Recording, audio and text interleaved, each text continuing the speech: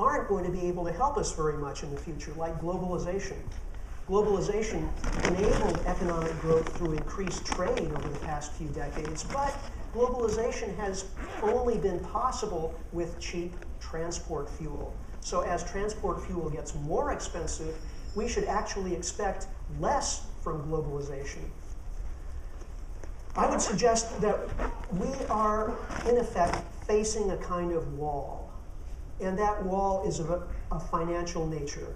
Now, we have obviously enormous problems stretching out over the next several decades: climate change, depletion of resources, and so on. But before we even get to those problems, we have to face the fact that we have created an economy that only works when it's growing, a financial system that only works when it's growing. If we have, in fact, reached the end of economic growth as we've known it, then we are likely to see a collapse of the financial structures that enable our society to work. And that is the wall that I'm talking about. We have to get past that wall in order for us to be able to begin to deal with the other environmental and energy problems. When growth ceases, growth-based economies enter survival crisis mode, and that is where we are today. Don't take my word for it. Here's Steve Ballmer, the chairman of Microsoft Corporation. He said, "We're in the midst of a once-in-a-lifetime set of economic conditions. The perspective I would bring is not one of recession. Rather, the economy is resetting to a lower level of business and consumer spending." So this is what we have to look forward to. It's not a pretty picture. So what to do? I would suggest the first thing we have to do is get past the wall. And that means reforming our monetary system and our financial system. And this is absolutely urgent. We need to effectively reinvent money. As long as money is loaned into existence, then our financial system is destined to crash until the economy can grow. And if the economy can't grow, there's no way out. So we need to create non-debt-based currencies. This certainly can be done. It's just that so little attention has gone into this direction. We can create money, for example, that is simply a form of direct credit clearing. I don't have time to go into detail about this, but if you're interested, the books of Thomas Greco speak of this in exquisite detail. The unit of account could be anything. It could be gold or silver or kilowatt hours, what have you. It doesn't really matter as long as what we're actually doing is direct clearing of credit accounts rather than the creation of debt-based currencies. And these new currencies could be nested systems so that we have local currencies as well as national and international currencies. And of course, there already are thousands of local currencies in use around the world. And these are typically direct credit clearing systems. So it's not as though we have to invent something that's never existed before, but we do have to get away from the currencies that we're currently relying on. In order to get around the wall, we're going to have to do something like paying down the existing debt using non-debt-based money. In other words, we may have to go through a period of inflation in order to get around the wall. Or we may have to somehow just lop a decimal point off of everyone's accounts. After all, this overhang of debt that we've created in the world, unsupportable, unsustainable debt, essentially consists of claims. All of those debts are claims on resources and labor. And if the resources simply do not exist, then we have to adjust the claims so that they fit the resources. And one way to do that would be, again, just to lop a decimal place off. Now, once we do something like that, once we get beyond the wall, then we have a lot of other things to take care of.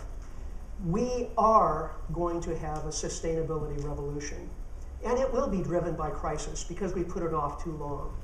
We need to reform economics itself. We have economic theories that have been put in place over the past couple of 100 years of cheap fossil fuel energy that don't make sense anymore. We have economic theories that say that the environment is a subset of the economy, when the reverse is true. We have economic theories that say growth can go on forever, which is simply irrational. We have to have economics in which renewable resources are harvested at less than the rate of natural replenishment, and non-renewable resources are all recycled and the rate of use is declining. The industrial wastes have to be either food for natural systems or industrial systems. The essential elements of ecological economics have been discussed for about 3 decades now. If you want to know more, read the books of Herman Daly. I won't go through these in detail except to make note of this last one. We need economic indicators that make sense. As long as we are striving for increasing GDP, from here on, we will be striving for an outcome that is effectively impossible. But if we're measuring factors like health, education, human happiness, we can actually grow our experience of life in those areas without increasing the rate of consumption of natural resources. We need to plan for an economy with less energy. We also need to rethink our food systems, transport systems, make much more efficient buildings, and so on. All you have to do is walk out the door and start wandering around the exhibit hall, and you'll find all sorts of good ideas for how we can do these things. The problem, of course, is that we've known how to do many of these things for some time, but the political structures that we've created respond to these outdated economic theories that I was talking about earlier. And so over the short term, there's very little likelihood that these good ideas are going to be taken up. It's essential, however, that we continue to proliferate these good ideas and that we find ways to implement them wherever and however we can.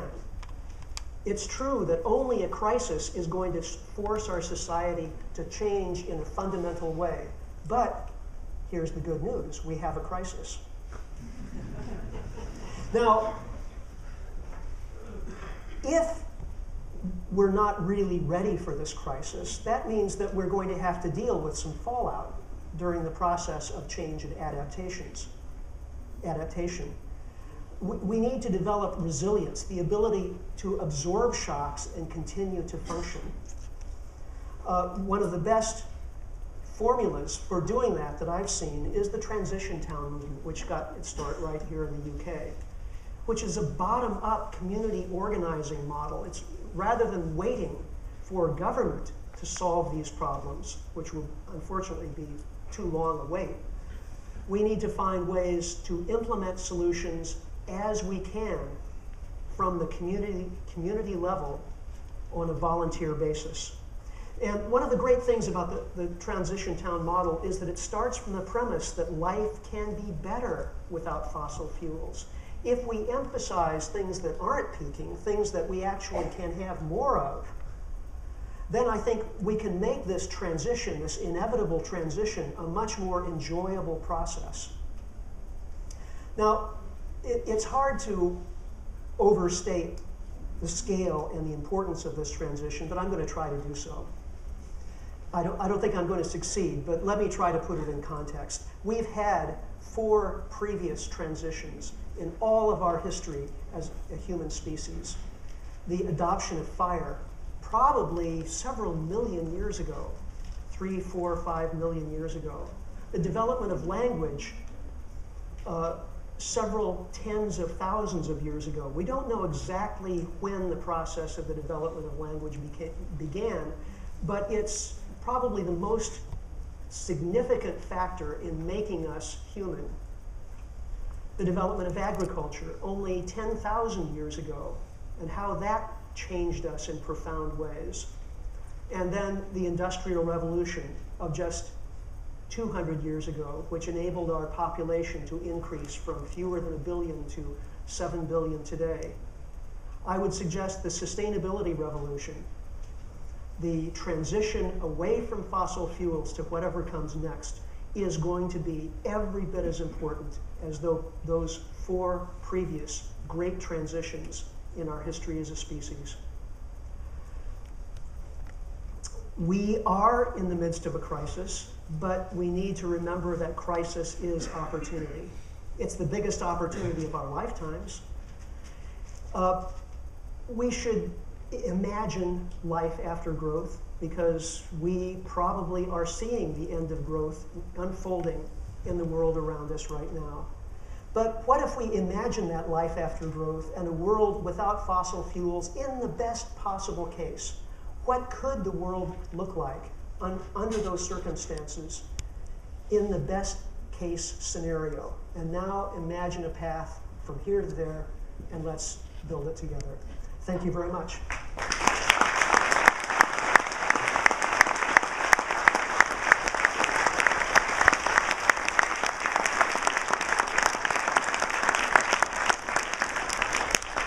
We've got 15 minutes for questions, but I'm going to kick things off. So put your hand down.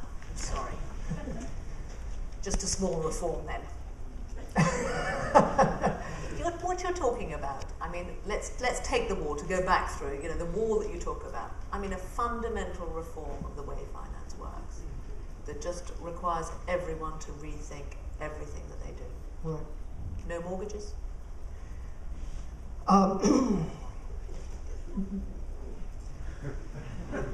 Perhaps not. I mean, it's. But how could you have a mortgage? I'm just trying to get my head around what you're proposing. Yeah, This is something that we all, Well, it's not that I have all those details worked out. What I can say with more assurance than that, this is what we're moving toward. Not much assurance, but what I can say with assurance is that what we have now will fail to work over the course of the next few years. So what we invent to replace it, there are many possibilities, but clearly one of the places we have to start is with currency itself. And this idea of borrowing money. Yes. We have to stop borrowing money. Well, the problem, of course, is with the currency and financial systems that we have today, if we stop borrowing money, that causes the system to collapse. It depends on increasing debt. So in order to stop borrowing, we have to first create a financial system that works without increasing debt. I'm just wondering about the likelihood of that happening. Well, here's the thing. It will happen. The only question is, will it happen with a crash and nothing left in its wake, or will it happen as a result of the pioneering of alternative financing methods, alternative currencies, and so on?